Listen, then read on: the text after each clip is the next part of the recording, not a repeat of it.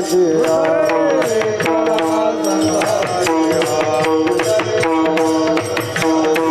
त्यांच्या कृपादाने कथेचा विस्तार वाजव त्यांच्या कृपादाने कथेचा विस्तार आदि सद्गुरुदास तुझ्या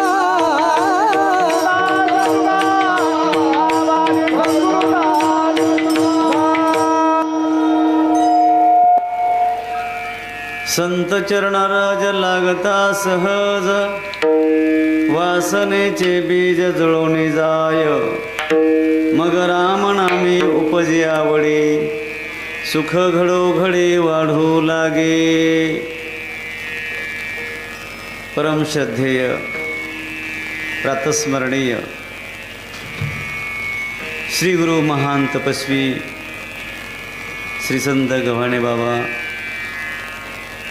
यांची 34वी पुण्यतिथी या ठिकाणी श्री क्षेत्र आल्हनवाडी या पवित्र भूमीमध्ये मोठ्या भक्तिभावाच्या वातावरणात आणि उत्साहात साजरी होत आहे. या कार्यक्रमासाठी महाराष्ट्रातील ख्यातनाम वादक ख्यातनाम गायक या ठिकाणी आपण आमंत्रित केलेले आहेत. तालभाष्य मृदंग सम्राट मयूर महाराज माडिक आणि आदरणीय पूज्य ताल सम्राट आपल्याच गावात लहानसे मोठे झाले असे आदरणीय औदुंबर महाराज हे दोघेही चंद्र सूर्यासारखे वाजवणारे आहेत. शेरला सव्वा शेर. सुरुवातीला भगवान शंकराने पखवाज वाजवला, नंतर इंद्रदेवाने पखवाज वाजवला,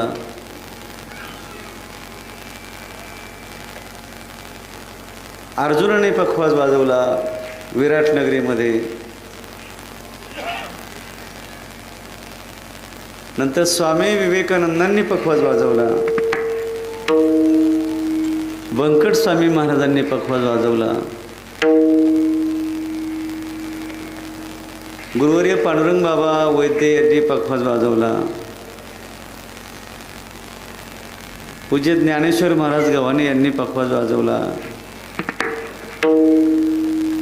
आणि आता मयूर महाराज आणि औदुंबर महाराज पखवाज वाजवत आहेत.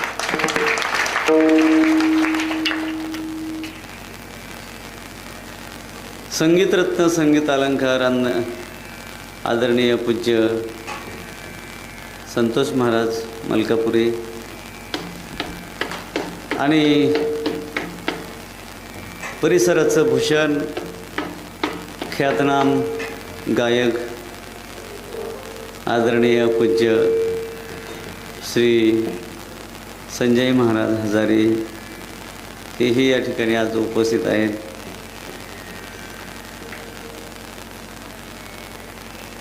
त्याचप्रमाणे आदरणीय पूज्य नागरे महाराज, आदरणीय पूज्य महादेव महाराज गव्हाणे, आदरणीय पूज्य जनार्दन महाराज, आदरणीय पूज्य आपले गोपाळे बाबा महादेव महाराज गोपाळे लपून का उभे राहिले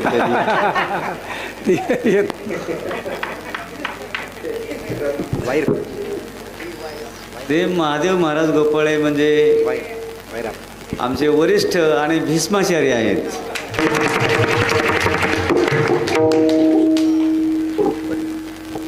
ते खानदानी वारकरी आहेत, खानदानी गायक आहेत. सूर्य किती जरी झाकवलं तरी सूर्य झाकत नसतो, तसे ते वारकरी संप्रदायातील सूर्य आहेत. आणि या ठिकाणी आदरणीय पूज्य गुरुवर्य खाडेसर या ठिकाणी उपस्थित आहेत.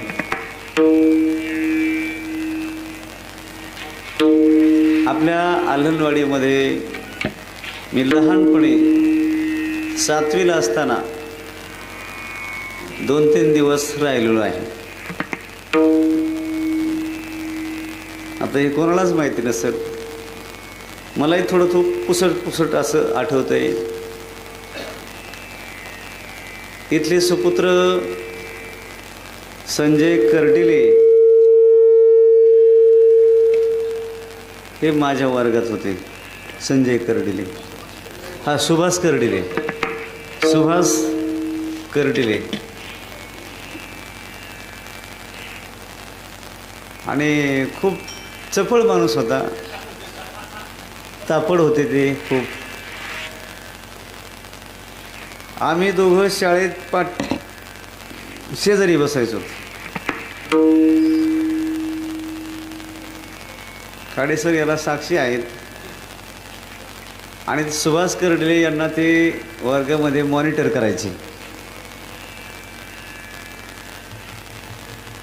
काही चुकलं की ते सर सांगायचे नावं लिहून ठेवा म्हणून. ज्याचं चुकन, ज्याचं जो काही खोडी करील त्याचं नाव लिहून ठेवायला सांगायचे त्यांना. ते अनेकाचे नावं लिहायचे, पण माझं जरी काही खोड केली, चुकलं तरी माझं नाव लिहित नव्हते.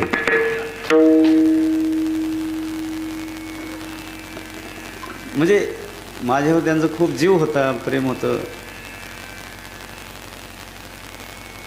असं ही जी आल्हनवाडी भूमी आहे, या भूमीची मी रोटी खाल्लेली आहे. या भूमीला मी कधीही विसरू शकत नाही.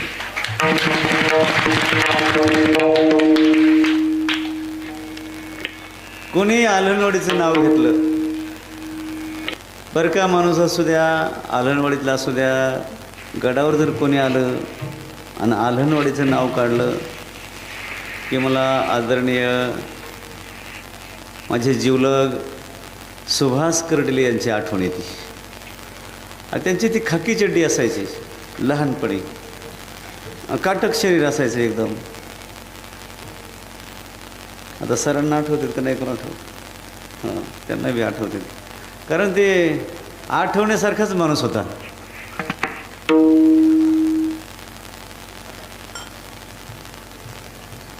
आणि ही जी भूमी आहे ही श्री क्षेत्र महान पवित्र भूमी आहे. कारण या भूमीमध्ये महान तपस्वी श्रीसंत गुरुवर्य प्रातस्मरणीय गव्हाणे बाबा अवतीर्ण झालेले आहेत. आणि आदरणीय पूज्य या ठिकाणी ज्या कथावाचक आहेत त्या अंकिताताई, त्याही इथलेच सुकन्या आहेत. आदरणीय पूज्य ज्ञानेश्वर महाराज हेही याच भूमीतील रत्न आहेत. ही जी भूमी आहे ही रत्नांची खाण आहे, महान पवित्र भूमी आहे. आणि या भूमीमध्ये जे माणसं आहेत ते नुसते माणसं नाहीत, तर ते आपण सर्व पुरुषाच्या रूपाने परमेश्वर आहात, पांडुरंग आहात. आणि ह्या माता माऊलीच्या रूपाने साक्षात देवी आहे. तुमच्या सर्वांच्या पवित्र चरणी माझा साष्टांग दंडवत आहे. आज आदरणीय आपल्या देवळालीवरून गजू काकाही उपस्थित आहेत. माझे जिल्हा परिषद सदस्य तांदळे हेही उपस्थित आहेत. सर्व भाविक या ठिकाणी उपस्थित आहेत. परिसरातील मंडळी उपस्थित आहेत. वसू जळगावचे वित्त क्षेत्रामध्ये अर्थतज्ञ आपले महेश पठाडे हेही या ठिकाणी उपस्थित आहेत. सर्व मंडळी या ठिकाणी महान आहेत, थोर आहेत. गायक मंडळी खूप महान आहेत. तुमच्यात सर्वात फक्त मीच लहान आहे. आणि महाराज लहान, कीर्तन बी लहानच होणार आहे.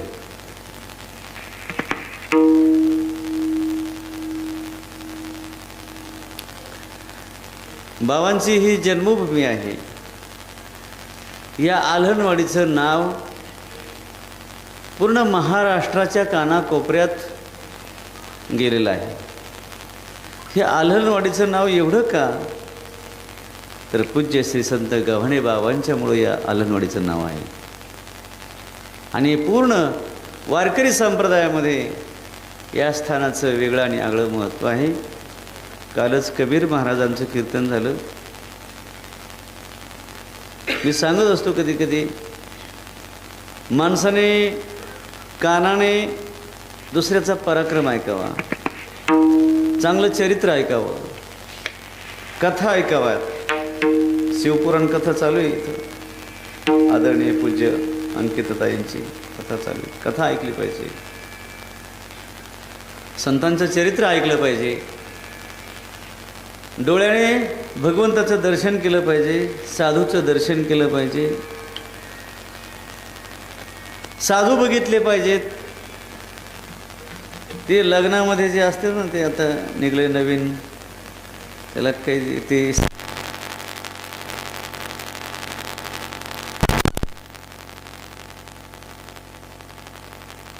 बघण्याचं नाही, ते विषय नाही. कारण लग्न हे अतिशय मंगल आणि पवित्र कार्य आहे.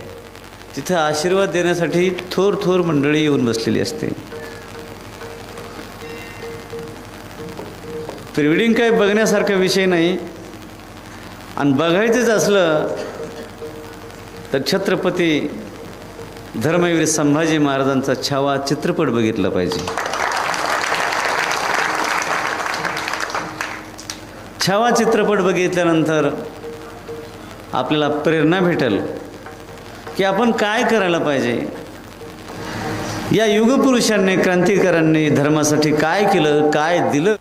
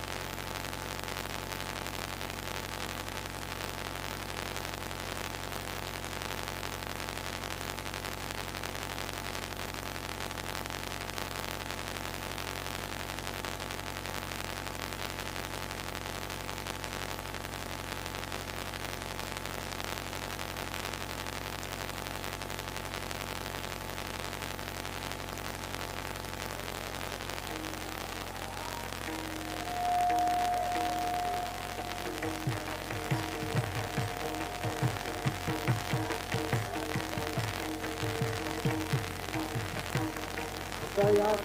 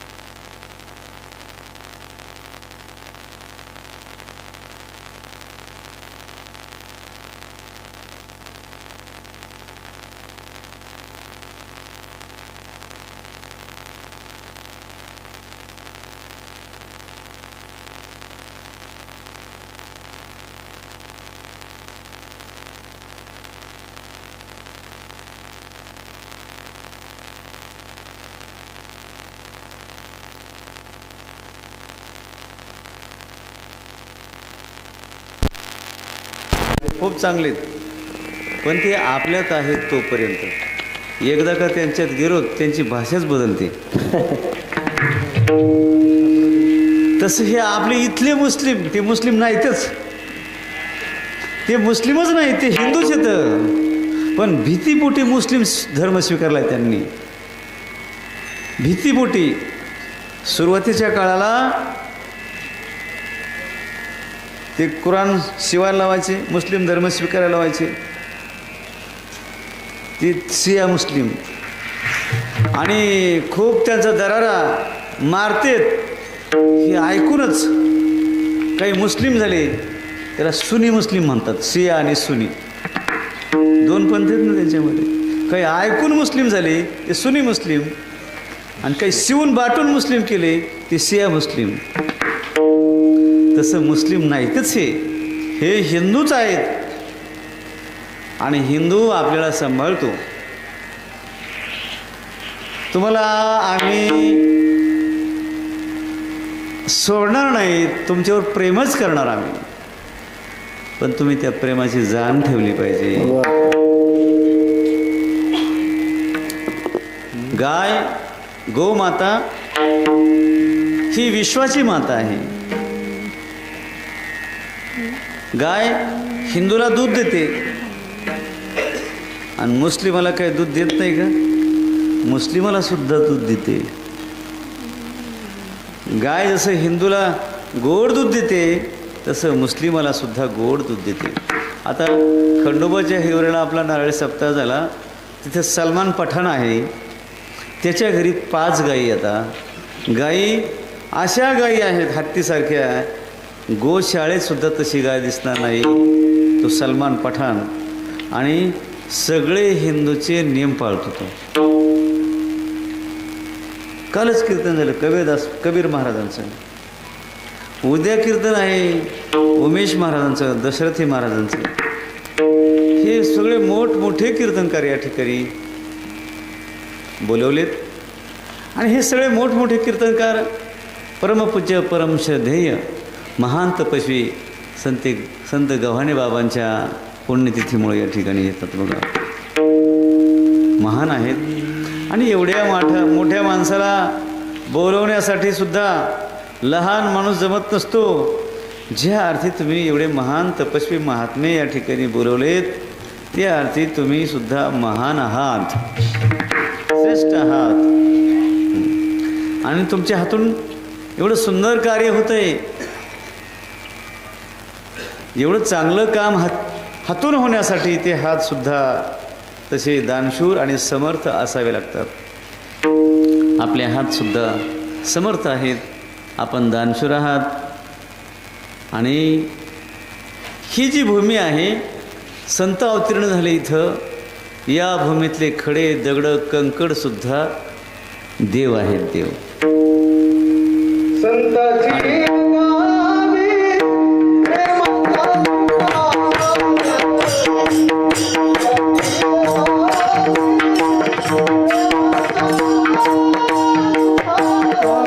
संताची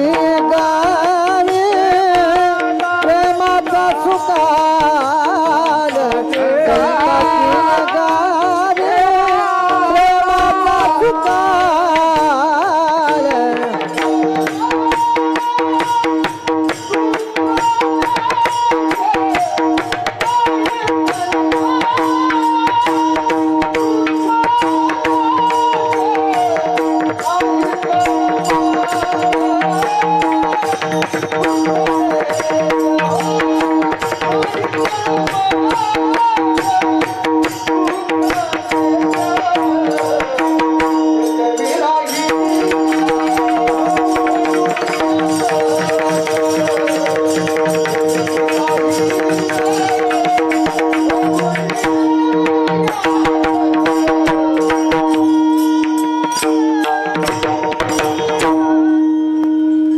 पूज्य महाराजांनी अतिशय गोड प्रमाण दिलं बघा.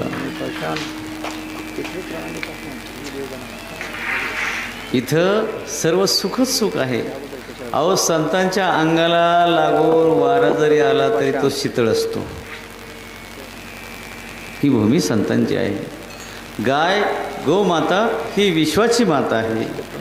अहो, गायी भगवान श्रीकृष्णाने राखल्या, देवापेक्षाही गाय श्रेष्ठ आहे.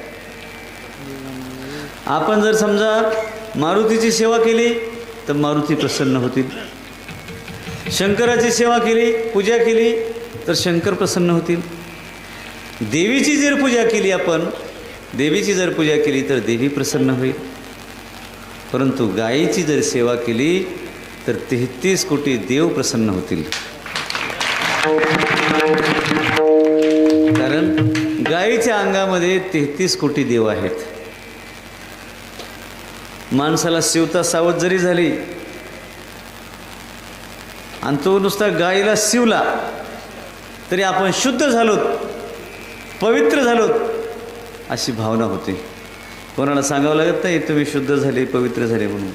त्याचा आत्माच त्याला साक्षी देतो की आता आपण शुद्ध झालोत. का तर गायीला शिवलोत. गाय ही माता आहे, पवित्र आहे. 33 कोटी देव तिच्यामध्ये राहतात. एका गायीला जर आपण पेंढी सोडून टाकली, गायीला जर पेंढी सोडून टाकली तर 33 कोटी देव आपल्या हाताने जेवले याचं पुण्य आपल्या पदरात पडतं. आणि गायीला जर गोठा बांधला तर 33 कोटी देवाचे मंदिरं बांधल्याचं पुण्य मिळतं. म्हणून गाय राखली पाहिजे, गाय सांभाळली पाहिजे. आणि आपल्या दारात जर गाय राहिली, बरं हे झालं आध्यात्मिक पारमार्थिक. पण गायीच्या अंगावरून जर आपण हात फिरवला पाठीवरून, गायीच्या पाठीवरून जर हात फिरवला तर माणसाचा BP संतुलित राहतो. BPचा आजार होत नाही त्यांना. आणि तिची जर कांबळ चोळली रोज तर कॅन्सर होत नाही माणसाला. आणि जरी झालेला असला कॅन्सर आणि तिची जर कांबळ चोळली तर कॅन्सर बरा होतो. तिच्या पाठीवरून जर हात फिरवला तर BP गायब होतो, राहत नाही. हाय बी पी. आता मला तर बी पी होता, हाय बी पी होतं मला. हाय पॉवरच्या गोळ्या होत्या बी पीच्या, आणि मला शुगर पण होती बरं का. 390 शुगर होती. नोबल हॉस्पिटलचे सगळे रिपोर्ट आहेत माझ्याकडं. 390 शुगर होती. 3 टाईम मला इन्सुलिन होतं. 17 युनिट इन्सुलिन असायचं. पण जेव्हापासून तारकेश्वर गडावर गोशाळा झाली तेव्हापासून शुगरही गेली आणि बी पी गेली. आणखीन काय पाहिजे? खूप पैसा आहे आणि आजार आहे. त्या पैशाचा उपयोग नाही, समाधान नाही मिळत. खूप ऐश्वर्य आहे, खूप वैभव आहे,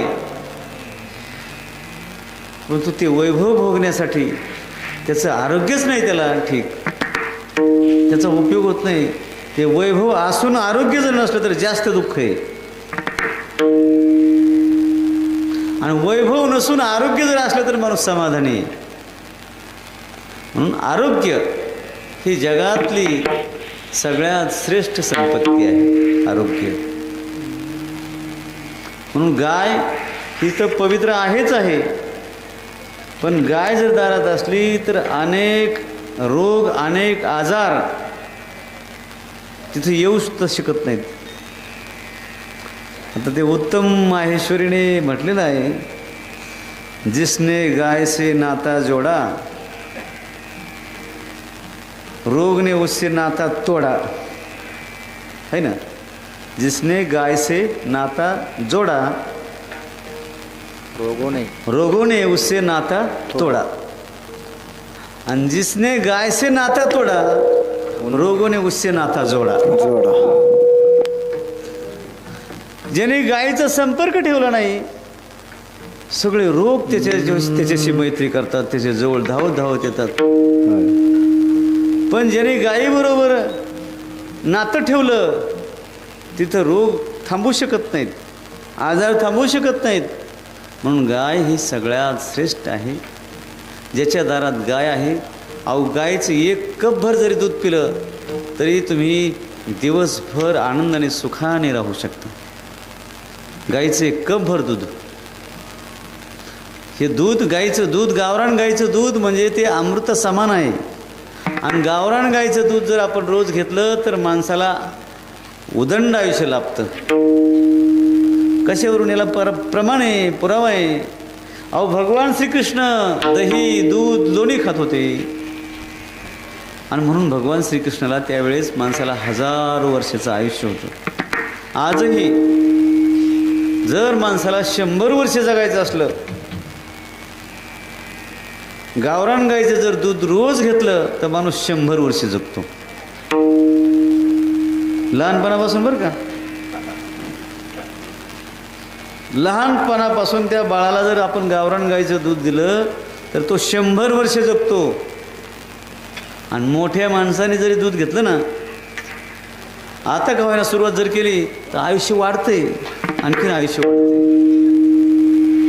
म्हणून गावरान गाईचं दूध तुम्ही सगळेजण घ्या.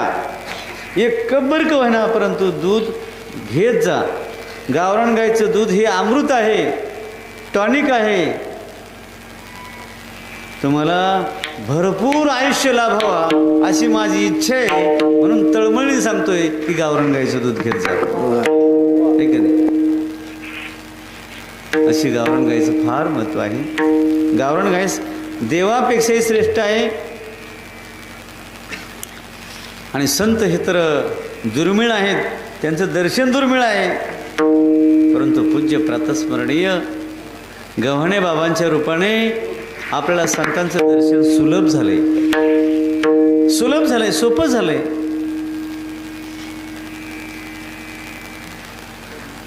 या जीवनाचं इति कर्तव्य काय आहे हे ओळखून जर आपण व्यवहार केला तर जीवन सफल होतं. बघा, संतांचं दर्शन फार अवघड आहे. किती अवघड आहे? बहु अवघड आहे संत भेट, बहु अवघड आहे संत भेट, बहु अवघड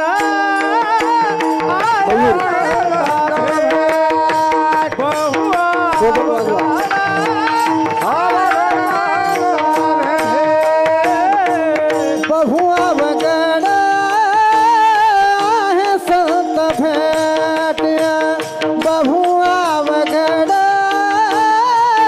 आहे संत भेट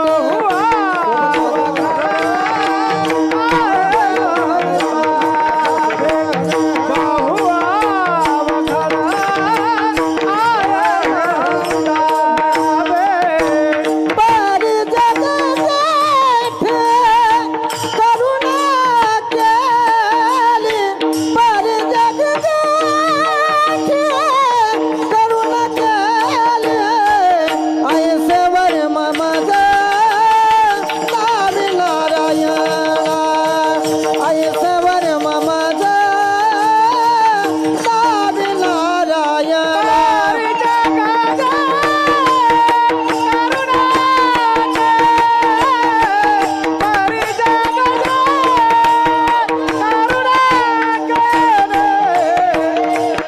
ऐसेवर ममजा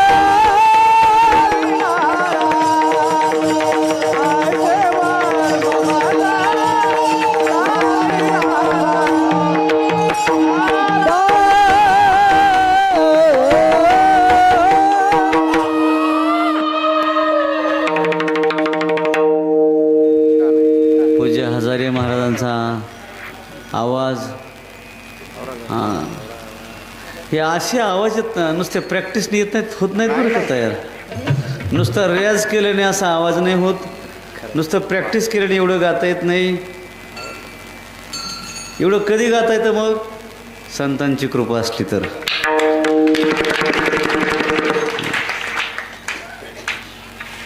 आपल्यावर संतांची कृपा आहे तुम्ही सर्व थोर आहात हां. केले उपकार सांगू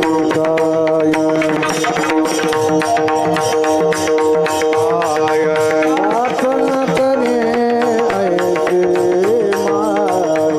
आपण करे ऐसे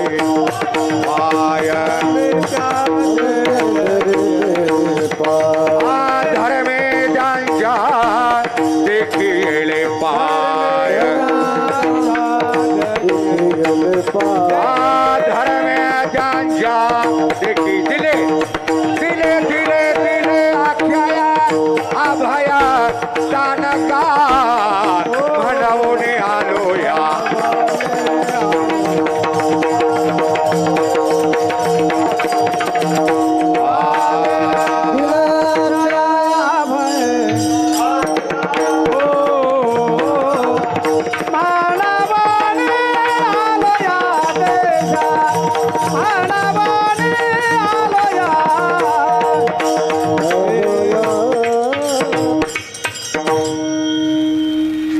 अनंत अनंत असे उपकार आहेत संतांचे संतांची भेट बी दुर्मिळ आहे अवघड आहे हा संतांची भेट अवघड जरूर आहे पण संत भेटणारच नाहीत असं मात्र नाही भेट अवघड आहे पण संत भेटणारच नाहीत असं बी नाही आणि जी गोष्ट अवघड असते ना तिलाच महत्त्व असतं जी सहज मिळते अनायास तिला काही महत्त्व नसतं संतांची भेट किती अवघड आहे चंद्र अमृत सुख सेववेल आस्था जाता रवी धरवेल बाहे हेळा सगार तरवेला परित्या साधूची भेट न होईल गा चंद्र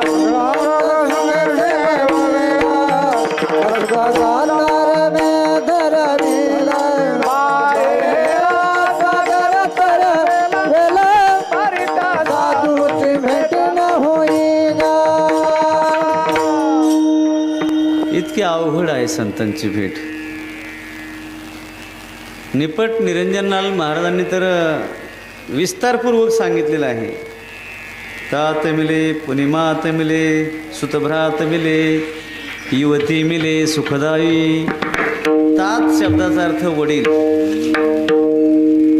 महाराज म्हणतात गेलेले वडील पुन्हा भेटतील कदाचित गेलेले म्हणजे पातळीला नाही बरं का कायमचे गेलेले आता गेलेली व्यक्ती पुन्हा भेटते का गेलेला माणूस भेटू शकत नाही आणि गेलेला माणूस भेटू शकत नाही असं बी नाही, गेलेला माणूस भेटतो. पण गेलेला माणूस परत बघायचाच असला तर त्याच्यासाठी पैठणचे नाथ बाबा व्हावं लागतं. मग त्यांनी गेलेले माणसं परत आणले होते जेवायला. पुणे मात मिले. जमदग्नी ऋषी अतिशय रागीट होते, महान तपस्वी होते. आणि त्यांची पत्नी रेणुका देवी ह्या सुद्धा महान तपस्वी होत्या, महान तपस्विनी. मातृतीर्थावरून त्या पाणी नेत असायच्या. रेणुका देवी पाणी घेऊन जाण्यासाठी घडा नव्हता, भांडं नव्हतं, काही नव्हतं. त्यांच्याकडं वस्त्राच्या खोळीत गाठोडं बांधायचं पाण्याचं आणि घेऊन जायचं. आपल्या तपाच्या बळावर वस्त्रामध्ये पाणी बांधायचं, गवताची पेंडी बांधल्यासारखं, आणि घेऊन जायचं. पण एकी दिवशी त्या मातृतीर्थात त्यांनी मत्स्य मैथून बघितलं, विकार उत्पन्न झाला. आणि मग पाणी काय त्या वस्त्राच्या खोळीत गेलं नाही, गळून जायचं पाणी. त्या वस्त्रात पाणी घ्यायच्या पण पाणी गळून जायचं खाली. शेवटी निराश होऊन रिक्त हाताने माघारी गेल्या आश्रमामध्ये. आणि मग जमदग्नी ऋषीने बघितलं की आज पाणी आणलं नाही. मग जमदग्नी ऋषीने कारण विचारलं की आज पाणी का आणलं नाहीस. त्या रेणुकादेवी महान तपस्विनी होत्या. त्यांनी सत्यवृत्तांत कथन केला. आणि मग ती खरी गोष्ट ऐकून जमदग्नी ऋषीला अतिशय राग आला. तळपायाच्या मस्तकाला गेली. आणि त्या जमदग्नी ऋषीने आपल्या मुलांना आज्ञा केली की बेटा हिचं शिरच्छेद करा म्हटले. हिचं मुंडकं तोडा. कोणाचं? आईचं. आईचं मुंडकं तोडायला सांगितलं. आता मुलगा आईचं मुंडकं तोडीन गाव. सगळ्या मुलांनी खाली माना घातल्या. आईचं मुंडकं कसं कोण तोडीन? बरं, बापाचं ऐकून तोडीन का मुंडकं कोणी आईचं? बायकोचं ऐकून केलं तर सांगता येत नाही असं. पण बापाचं ऐकून कशाला कोण मुंडकं तोडीन हो? सगळ्या पोरांनी माना खाली घातल्या. मग तिथं परशुराम उभे होते. परशुरामाला आज्ञा केली जमदग्नी ऋषीने की बेटा म्हटले हिचं शिरच्छेद कर. परशुरामाला आपल्या बापाचं सामर्थ्य माहिती असल्या कारणानं परशुरामाने कुठलाही विचार न करता हातातल्या परशुने म्हणजे कुऱ्हाडीने आईचं मुंडकं तोडलं. हृदयविदारक तो प्रसंग. आणि मग जमदग्नी ऋषी परशुरामावर प्रसन्न झाले आणि म्हटले बेटा मी तुझ्यावर आता प्रसन्न आहे आणि तुझी काय इच्छा असेल ते मागून घे म्हटले. मग परशुराम म्हटले पिताश्री तुम्हाला द्यायचंच ना, मग असं करा की माझी आई पुन्हा जिवंत करा. मग जमदग्नी ऋषीने कमंडलूमधलं पाणी घेतलं आणि ते असं शिंपडलं तर रेणुकादेवी पुन्हा जिवंत झाल्या.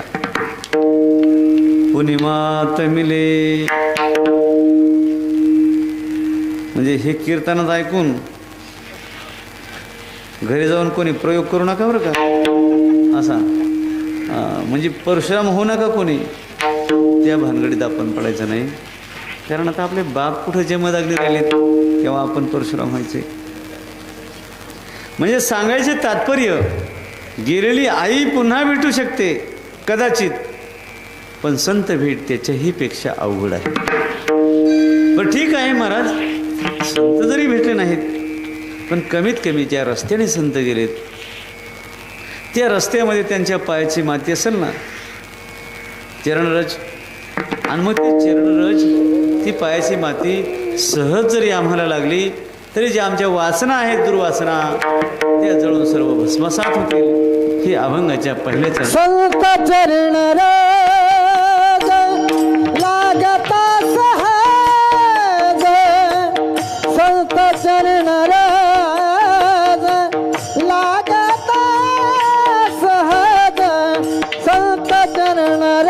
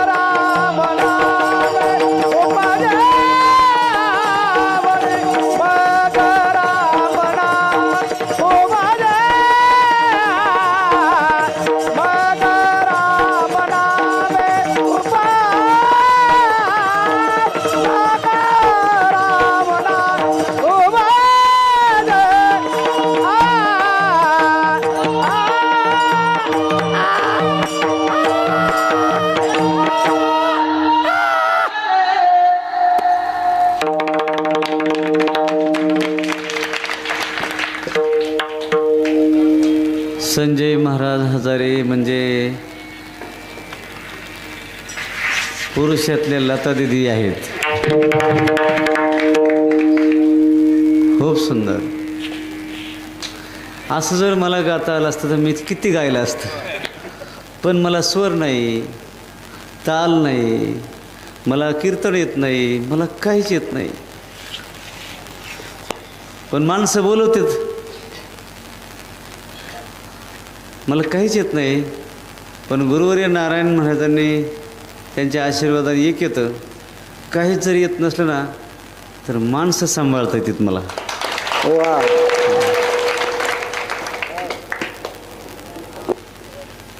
माऊली जय श्रीराम.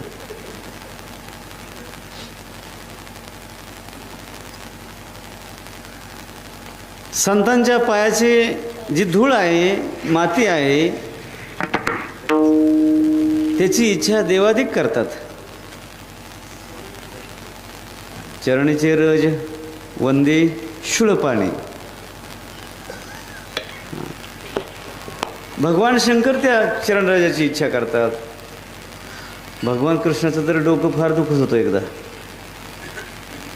गवळणीच्या पायाची माती आणून लावली तेव्हा ते डोकं राहिलं. या अभंगामध्ये 2-4 मुद्दे आहेत. संत चरणरज हे साधन आहे आणि वासनेचे बीज जळवणे जाय हे फळ आहे याचं. आणि या संत चरणराजाने होतं काय तर रामनामामध्ये आवड उत्पन्न होते, हा त्याचा परिणाम आहे. आणि याचं लक्षण काय आहे?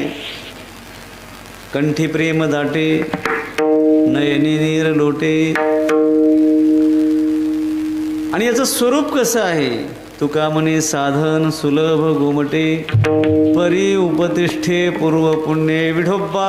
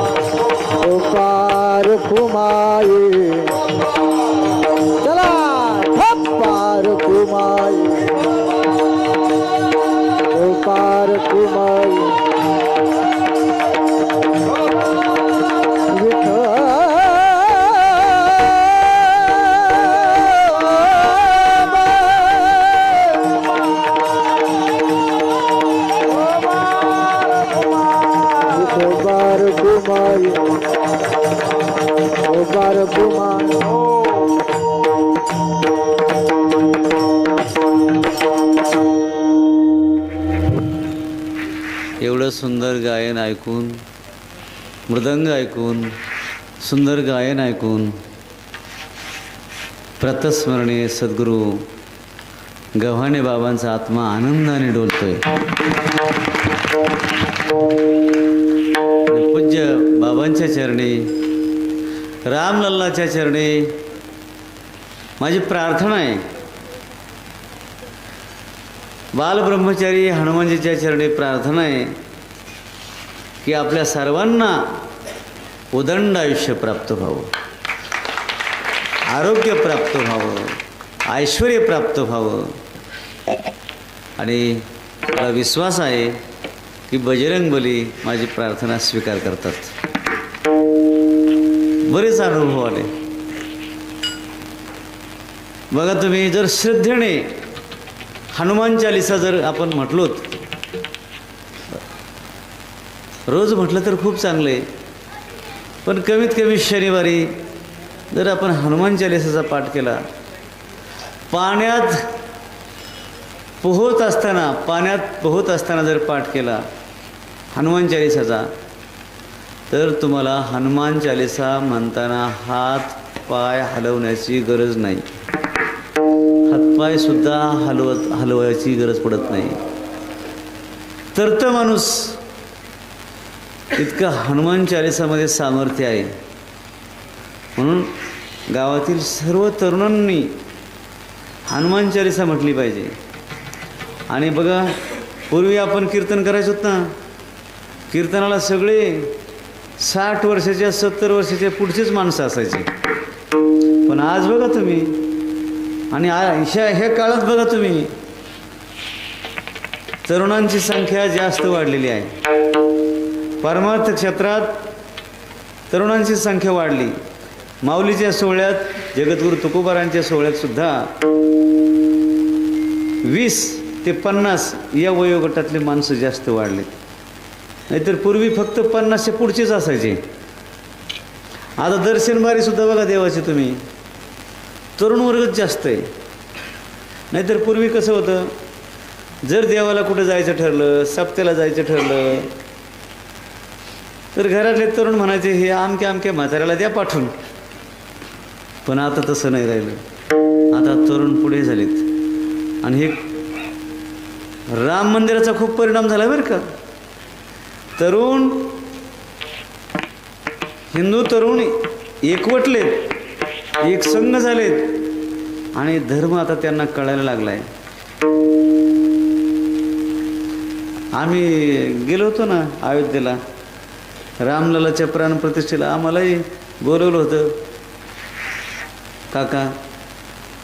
आता तिथं अगोदर सांगितलं होतं, विठाला विठा विठाला विठाला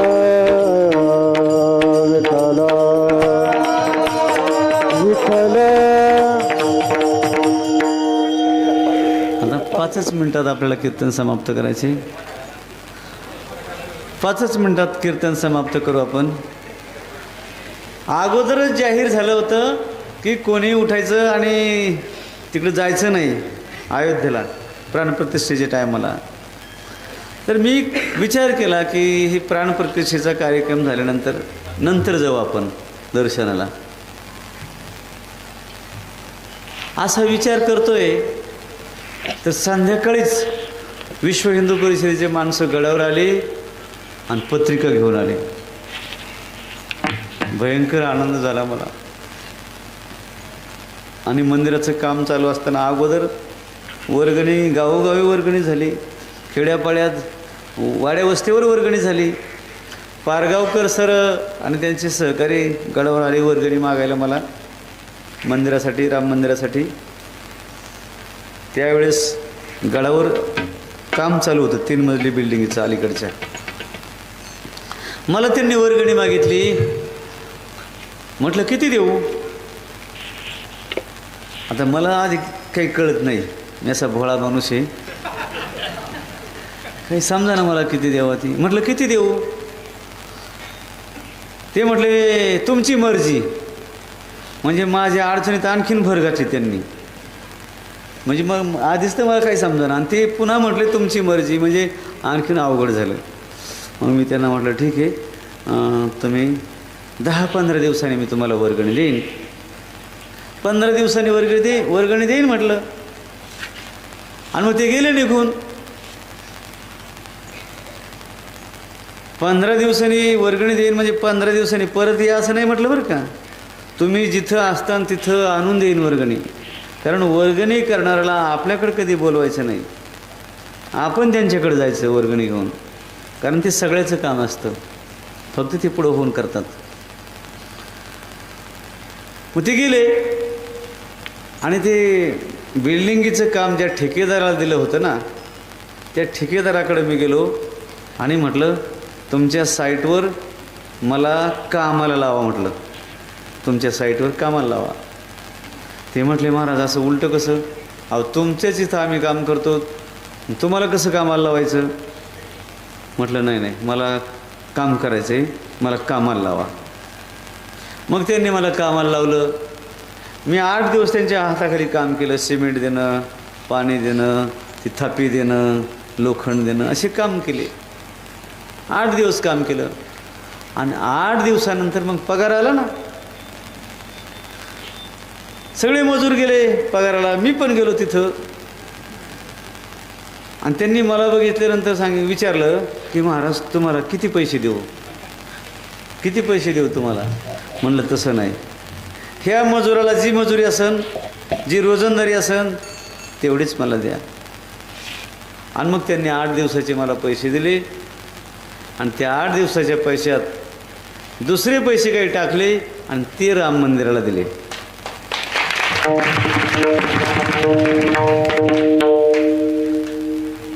आणि पुन्हा मग आम्हाला ते निमंत्रण भेटलं ना, निमंत्रण पत्रिका भेटली. अहो मंत्र्याची जर पत्रिका आली तर माणूस जपून ठेवतं, ती वेगळी ठेवतं. आणि ही तर जगाचा मालक, त्याची ही निमंत्रण पत्रिका आहे. ती निमंत्रण पत्रिका अशी सुंदर ठिकाणी ठेवली, सुरक्षित.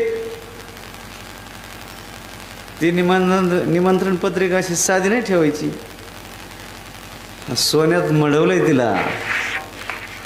त्या निमंत्रण पत्रिकेला सोन्यात मढवलं.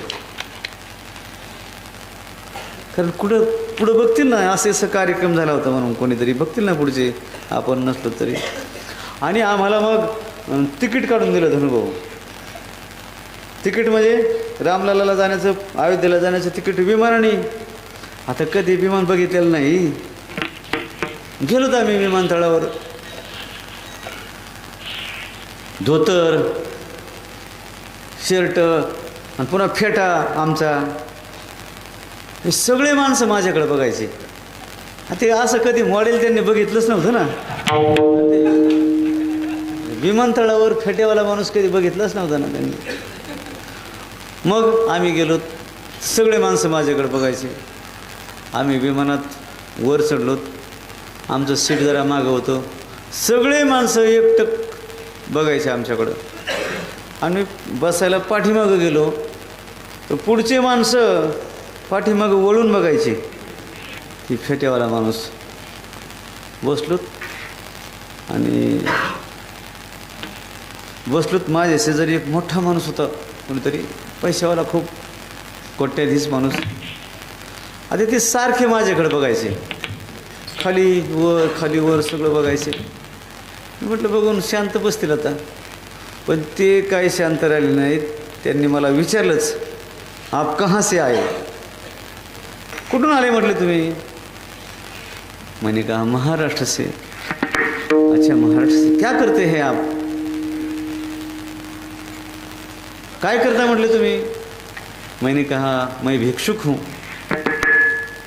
मग तर त्या माणसाला जास्तच आश्चर्य वाटलं. भिक्षुक और हवाई जहाज में? भिक्षुक आणि विमानात म्हटले. मैंने कहा मैं भिक्षुक हूँ लेकिन स्टँडर्ड भिक्षुक हूँ.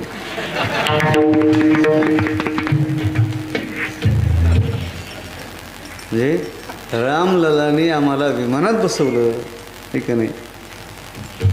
आणि त्या रामलल्लाच्या मंदिराचा इतका परिणाम झालेला आहे देशामध्ये. पूर्ण हा तरुण मंडळ, तरुण वर्ग परमार्थामध्ये धर्माकडे झुकलेला आहे.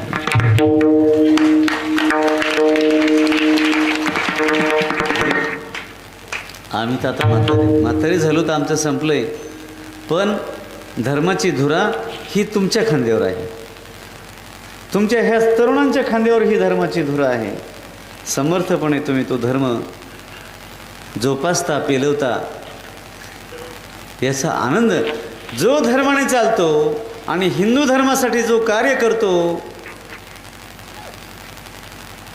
धर्मवीर छत्रपती संभाजी महाराज त्याच्यावर प्रसन्न होतात. त्यांना आनंद होतो. म्हणून प्रत्येकाने धर्म कार्य केलं पाहिजे. धर्म हा सगळ्यात श्रेष्ठ आहे.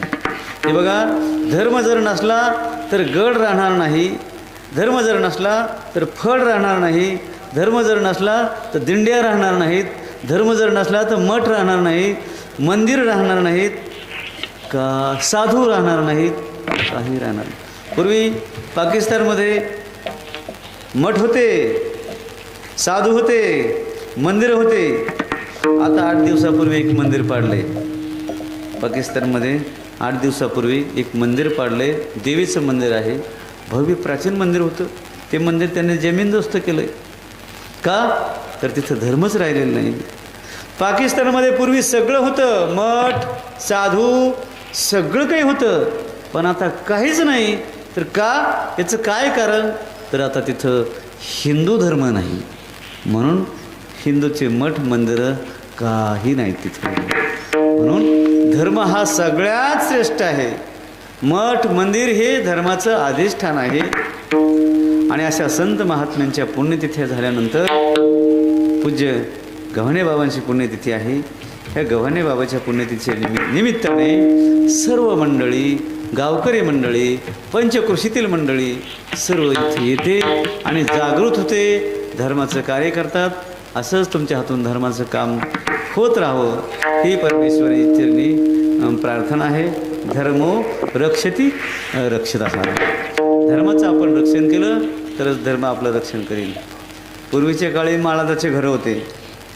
त्या माळादाच्या घराला पावसाळ्याच्या अगोदर तण काढावं लागायचं, त्याच्यावरून सारून घ्यावं लागायचं, ते थापटून असं जपावं लागायचं त्या माळादाच्या घराला. आणि जर त्या माळादाच्या घरात, माळादाचं म्हणतात ना इकडं, त्या माळादाच्या घराचं रक्षण केलं तरच ते गळत नसायचं. आणि जर त्याच्याकडे बघितलंच नाही तर ते खाली बसायला जागा शिल्लक राहत नसेल. जसं घराचं रक्षण केलं की घरसुद्धा आपलं ऊन वाऱ्यापासून रक्षण करतं, तसं धर्माचं जर रक्षण केलं आपण तर धर्मसुद्धा आपलं रक्षण करतो. आणि धर्माची सेवा करणं हीच पूज्य प्रातस्मरणीय संत श्रेष्ठ महान तपस्वी गव्हाणे बाबांची सेवा करणं आहे. झालेली सेवा भगवंताच्या चरणी, रामलालाच्या चरणी आणि महान तपस्वी संत गव्हाणे बाबांच्या चरणी समर्पित करायची. आणि याच ठिकाणी आपल्याला थांबायचे. ज्ञानेश्वर माऊली ज्ञानराज माऊली तुकाराम. महाराज ज्ञानेश्वर माऊली ज्ञानराज माऊली तुकाराम. ज्ञानेश्वर माऊली ज्ञानराज माऊली तुकाराम. माऊली ज्ञानराज माऊली तुकाराम.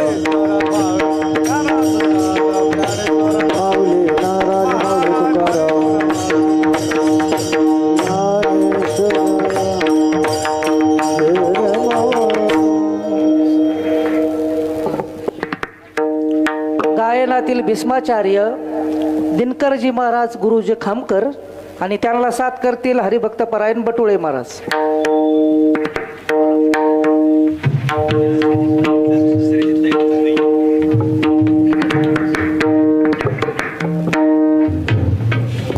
हॅलो.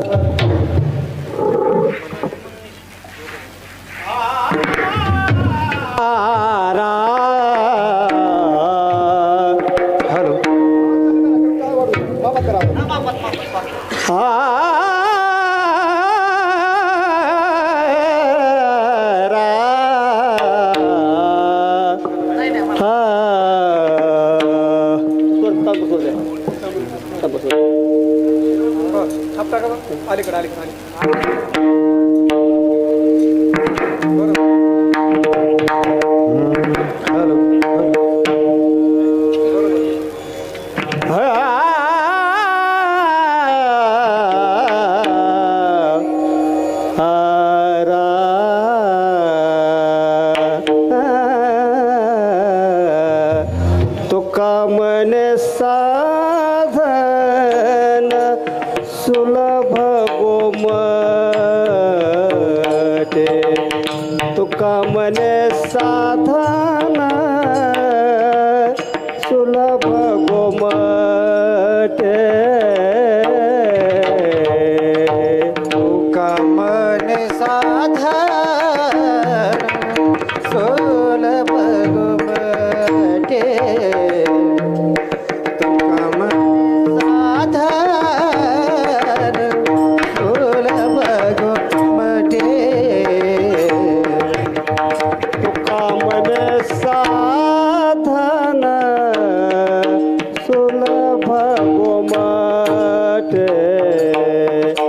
तुका मने साधन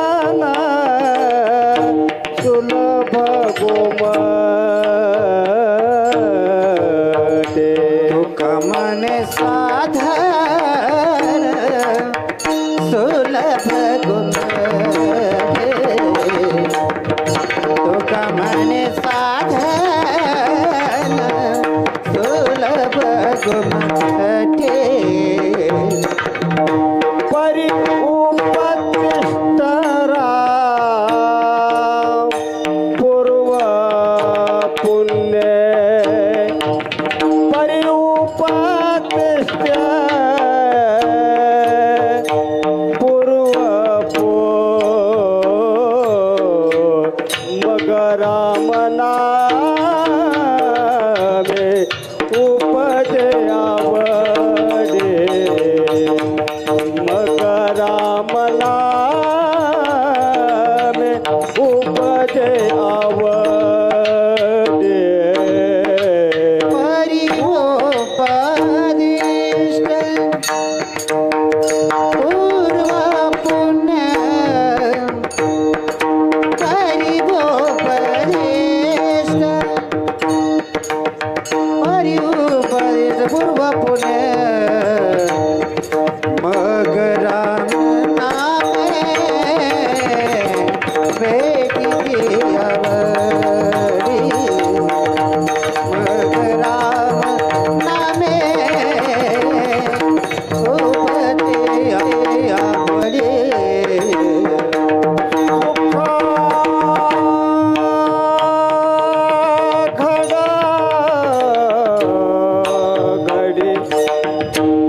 वाडू लागे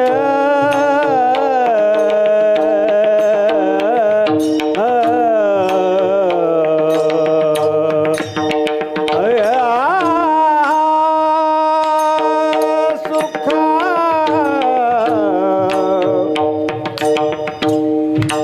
घडो घडी वाडो लागे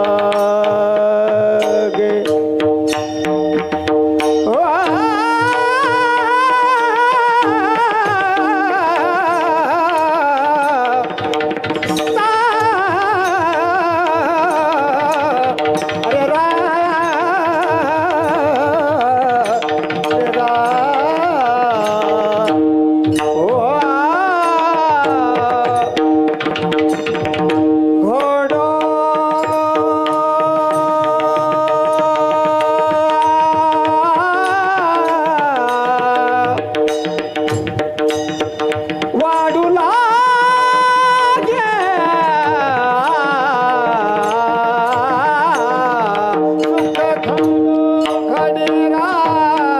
सुख घडो घडीर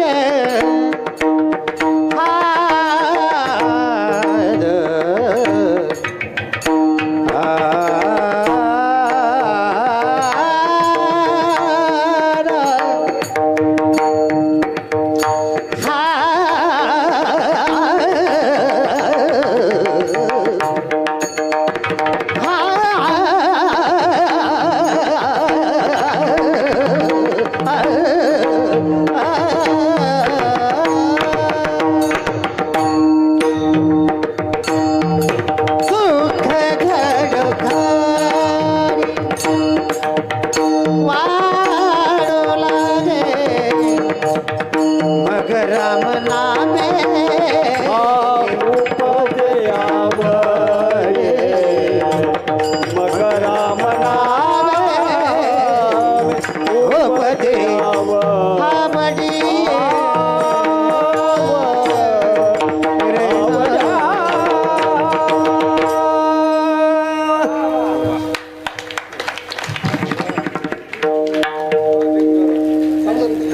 गावकऱ्यांच्या अथक परिश्रमातून, सर्वांच्या सहकार्यातून, पंचक्रोशीतील मंडळीच्या सहकार्यातून हा कार्यक्रम अतिशय भव्य दिव्य प्रमाणामध्ये साजरे होत आहे. ऋतिक महाराज सुद्धा या ठिकाणी कार्यक्रमाला उपस्थित आहेत.